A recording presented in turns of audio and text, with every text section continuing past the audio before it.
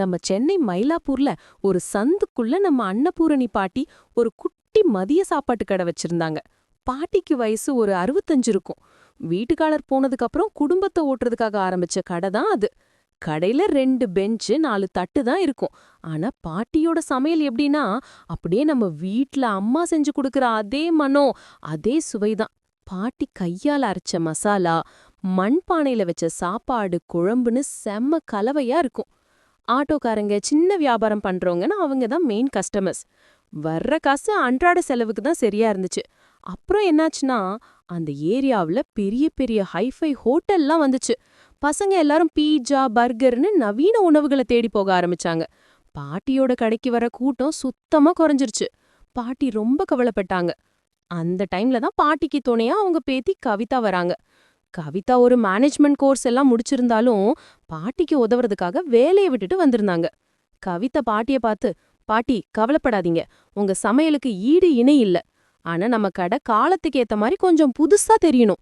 இப்ப நம்மளோட சமையல் சுவைய உலகத்துக்கு கொண்டு போய் சேர்க்கணும். இது நம்ம விடாமுயற்சியை காட்ட வேண்டிய நேரம்னு சொல்லி உள்ள வந்தாங்க.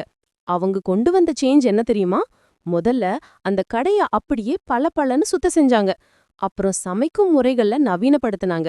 அடுத்து ஒரு சின்ன ஸ்கூட்டர் வாங்கி சுத்தி இருக்கிற ஆபீஸ்க்கெல்லாம் மதிய உணவு டெலிவரி பண்ண ஆரம்பிச்சாங்க. வாட்ஸ்அப் குரூப்ல மெனு அனுப்புனாங்க. இதுல ஹைலைட்டே, கவிதா ஒரு மொபைல் போன்ல பாட்டி சமைக்கிற வீடியோவை பிடிச்சு இன்ஸ்டாகிராம், யூடியூப்னு போட்டாங்க.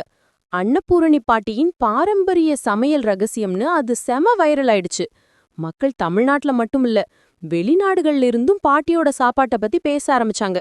உணவு விமர்சகர்கள்லாம் வந்து பாராட்டிட்டு போனாங்க. வியாபாரம் சூடு பிடிச்சுது. பக்கத்துல இருந்த 2 கடையும் பாட்டியும் கவிதாவும் விலைக்கு வாங்கிட்டாங்க. அந்த சின்ன அன்னபூரணி பாட்டி கடை இப்போ பிரம்மாண்டமா நம்ம பாரம்பரியத்தை பறைசாற்ற மாதிரி அன்னபூரணி பாரம்பரிய உணவகம்னு மாறிடுச்சு.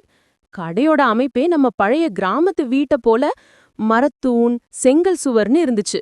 பாட்டி சமையல் துறைக்கு ஹெட், கவிதா நிர்வாகம் முழுசையும் பாத்துக்கறாங்க.